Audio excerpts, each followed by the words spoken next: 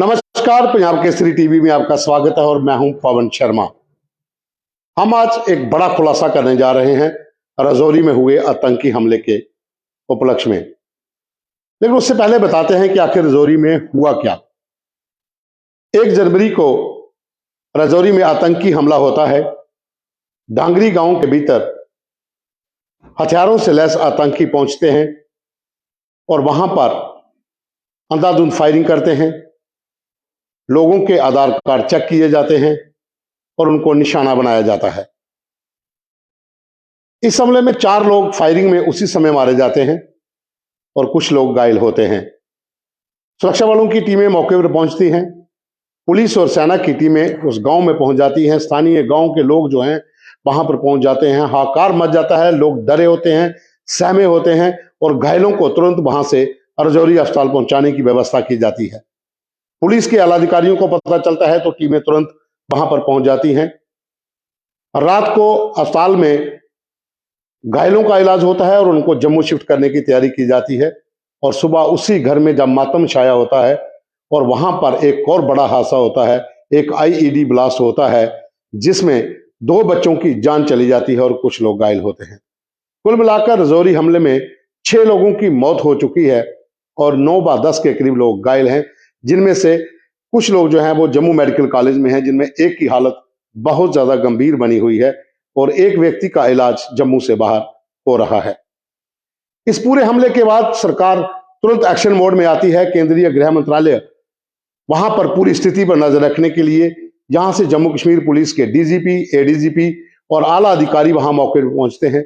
सेना के अधिकारी मौके पर पहुंच जाते हैं और अन्य एजेंसियों के लोग भी जुट जाते हैं कि आखिर ये आतंकी कौन थे, कहां से आए थे और किस इलाके की ओर गए हैं।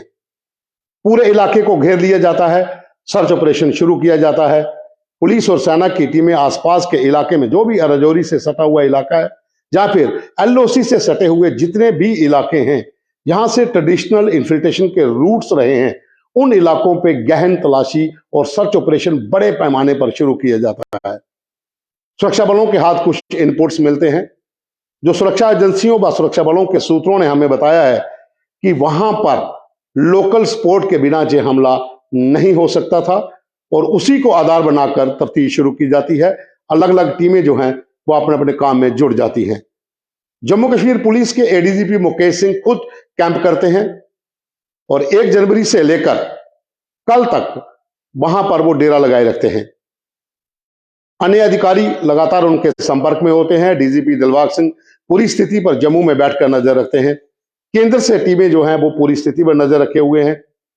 वहां पर एक जॉइंट इंटेरोगेशन सेंटर बनाया जाता है जिसमें सेना, पुलिस व अन्य एजेंसियों के अधिकारी बैठकर पूरी रणनीति बनाते हैं और इस पूरे इलाके की रेकी शुरू की जाती है। काम अभी भी जारी है। आतंकियों का पता चल चुका है। ये एक बड़ा खुलासा है कि 2 आतंकी थे जो जैश-ए मोहम्मद आतंकी संगठन के बताए जा रहे हैं और उनको एक लोकल सपोर्ट मिली है, एक ऐसा गाइड जो इस इलाके में पहले भी कई बार आतंकियों को लेकर आया हुआ है। जो सूत्रों ने हमें जानकारी दी है कि एक लोकल गाइड जिसकी हेल्प से ये आतंकी जहां पर पहुंचे थे उसकी भी धरपकड़ के लिए टीमें निकली हुई हैं और पूरी वहां पर जो टीमें हैं वो अपना काम कर रही हैं। हर चीज, हर तथ्य को, हर साक्ष्य को जुटाया जा रहा है और आतंकियों का पीछा बड़े पैमाने पर जारी है और बहुत जल्द ये आतंकी गिरफ्त में होंगे। ऐसा नहीं है कि आतंकी वहां से भाग निकले हैं। हालांकि यह है कि उनको लोकल सपोर्ट मिल रही है, उस वजह से वो आतंकी अभी तक पकड़ में नहीं आए हैं, लेकिन सुरक्षा बलों की टीमें उन आतंकियों को ढूंढ रही हैं। सूत्रों का यह भी कहना है कि लोकल जो गाइड था वो इतना माहिर है कि वो पहले भी कई बार आतंकियों को इस ओर लेकर आ सका है, जो आ चुका था। उसके पर भी एक संदेह जताया जा रहा है, एक आशंका है कि एक पूरी प्लानिंग के साथ पाकिस्तान में बैठी पाकिस्तानी खुफिया एजेंसी आईएसआई, पाकिस्तानी सेना और वहां के कुछ जो लोग गाइड ओवरग्राउंड वर्कर को ट्रेंड करते हैं, वो एक पूरी टीम को जो लीड कर रहे थे, उनकी एक प्लानिंग थी कि किस तरीके से यहां पर एक बड़ा हमला किया जाए, नरसंहार किया जाए। हालांकि वहां पर और लोगों की जान भी जा सकती थी, लेकिन बीडीसी का जो मेंबर बालकृष्ण था, उसकी फायरिंग के बाद आतंकी वहां से भाग निकले थे। जो सूत्रों ने हमें बताया है कि पीओके में ये पूरी साजिश रची गई। जो लश्कर-ए-तैयबा का एक ट्रेनिंग कैंप धनोट जो पीओके का इलाका है, वहां पर इसकी पूरी प्लानिंग हुई। आईएसआई के टॉप कमांडर वहां पर बैठे, पाकिस्तानी सेना के कई अधिकारी उस मीटिंग में शामिल हुए, आतंकी संगठनों के कई मुखिया उस टीम में शामिल थे और वहां पर बैठकर एक साजिश रची जाती है जम्मू कश्मीर में एक बड़ा नरसंहार करने की, खास करके अल्पसंख्यक समुदाय को निशाना बनाने की। और पूरी तैयारी के साथ वहां पर यह काम सौंपा जाता है जैश ए मोहम्मद को। पंजाब केसरी टीवी पहले भी उसी दिन बता चुका था कि यह हमला जैश ए मोहम्मद की देन है, जैश ए मोहम्मद ने यह हमला किया है। जो सूत्रों ने हमें बताया है कि वहां पर आईएसआई ने जैश ए मोहम्मद को यह काम सौंपा था और उन्होंने यहां पर यह हमला किया है। हालांकि केंद्र सरकार एक्शन मोड में है, जम्मू कश्मीर सरकार भी पूरी नजर रखे हुए है, आतंक पर प्रहार जारी है। टीआरएफ, पीएएफएफ, इन सबको बैन कर दिया गया है। पीएएफएफ जो है ये भी जैश ए मोहम्मद का एक फ्रंटल संगठन है, टीआरएफ लश्कर का फ्रंटल संगठन है।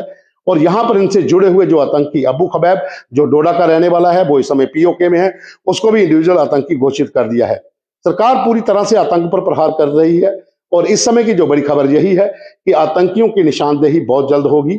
वहां पर लोगों के अंदर सुरक्षा की भावना को पैदा करने के लिए, लोगों में डर ना हो, उसके चलते केंद्र सरकार ने सुरक्षा बलों की टुकड़ियों को तैनात कर दिया गया है। बंकर बनना शुरू हो गए हैं, बीडीसी को रिवाइव किया जा रहा है। जो सबसे बड़ी बात है कि बीडीसी को हथियार दिए गए हैं, उनको रिवाइव किया जा रहा है। आसपास के इलाकों में पुलिस और सेना की टीमें आतंकियों की तलाश में हैं और लोकल जो जानकारी मिली है कि जो सूत्रों का कहना है कि कुछ लोगों को डिटेन किया गया है, पूछताछ के लिए कुछ लोगों को वहां पर हिरासत में लिया गया है, उनसे पूछताछ की जा रही है और जो उनसे कुछ ऐसे सबूत मिले हैं कि वहां पर जो आतंकी जिन्होंने हमला किया था उनको लोकल सपोर्ट मिली थी। क्योंकि ऐसा नहीं हो सकता है कि इतने दिन बीत जाने के बाद आतंकी कहीं आगे पीछे निकल गए हों। निकले भी होंगे तो इसी इलाके में होंगे और उन्हीं को ढूंढने के लिए टीमें जो है वो काम कर रही हैं। सूत्रों का यह भी मानना है कि जो आतंकी हैं, जो 2 आतंकी बताया जा रहा है, जैसा कि जो घायल थे उन्होंने भी माना है कि 2 आतंकी थे जिन्होंने वहां पर फायरिंग की थी। 2 आतंकी अगर वहां पर थे, जो उनका गाइड था, अगर वो इस इलाके में किसी टेलीफोन का इस्तेमाल करते या जीपीएस डिवाइस का इस्तेमाल करते तो अब तक पकड़ में आ जाते। लेकिन इन लोगों ने, जो सूत्रों को कहना है, सूत्रों का यही कहना है कि उन लोगों ने अपने फोन इस्तेमाल नहीं किए हैं, उन्होंने इस्तेमाल किए हैं लोकल सपोर्ट जो ओजीडब्ल्यू थे, जो ओवरग्राउंड वर्कर थे, उनके मोबाइल फोन इस्तेमाल किए हो सकते हैं। ये आशंका है, हम इसको पुख्ता नहीं कह सकते, लेकिन ये आशंका है कि उन्होंने उनके फोन इस्तेमाल किए हैं कि अपने नेटवर्क को, जो सीमा पार बैठे लोग थे, उनको हो सकता है कि किसी का मोबाइल फोन लिया हो और उसके व्हाट्सएप पे वो नंबर डाला हो और वहां से पाकिस्तान में पीओके में अपने अकाउंट से बात की हो और उसके बाद उस नंबर को डिलीट कर दिया हो। ये एक आशंका है जो एजेंसियों का मानना है। लेकिन यह कंफर्म है कि इस पूरे इलाके में आतंकियों का बचकर निकलना बहुत मुश्किल है। इस पूरे इलाके को घेरा गया है। जो जम्मू कश्मीर पुलिस की स्पेशल टीमें वहां पर बैठी हैं, भारतीय सेना की टीमें वहां पर बैठी हुई हैं और इन आतंकियों की धरपकड़ जारी है। ये पहला वाकया नहीं है कि राजौरी के इस इलाके में आतंकियों की मूवमेंट देखी गई हो। पहले भी कई बार लोगों ने कहा है कि कुछ संदिग्ध मूवमेंट जो है वो कालाकोट के इलाके में, डांगरी के इलाके में, और उससे कुछ दिन पहले ही राजौरी का जो अल्फा गेट था आर्मी का, उसके बाहर भी आतंकियों ने फायरिंग की थी जिसमें 2 लोगों की जान चली गई थी। तो इस तरह के इंसिडेंट वहां पर लगातार हो रहे थे और ये सारी साजिश जो थी वो पाकिस्तान में बैठी पीओके में जो आतंकी संगठन है, पाकिस्तानी खुफिया एजेंसी आईएसआई है, ये उसी का पूरा एक जाल था और ये एक नेटवर्क बनाया गया था। उसके तहत ही जम्मू कश्मीर के अंदर ये खूनी खेल खेलने की साजिश थी।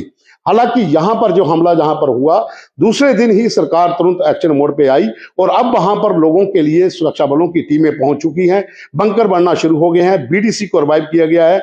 पूरे इलाके की अगर हम बात करें तो नाइट पेट्रोलिंग, नाइट एम्बुश लगाए गए हैं, नाके स्टैब्लिश किए गए हैं, हर चीज पर नजर रखी जा रही है। कोई संदिग्ध व्यक्ति दिखता है उससे पूछताछ की जा रही है, कोई ऐसी चीज वहां पर पड़ी मिलती है तो उसको भी देखा जा रहा है। अगर कहा जाए तो राजौरी का जो पूरा इलाका है, जो पुंछ राजौरी दोनों डिस्ट्रिक्ट हैं, इनके भीतर इस समय सुरक्षा बलों के जवान जो हैं वो रात को भी नहीं सो रहे और काम पर डटे हुए हैं। वो चाहते हैं कि बहुत जल्द इन आतंकियों का सफाया हो।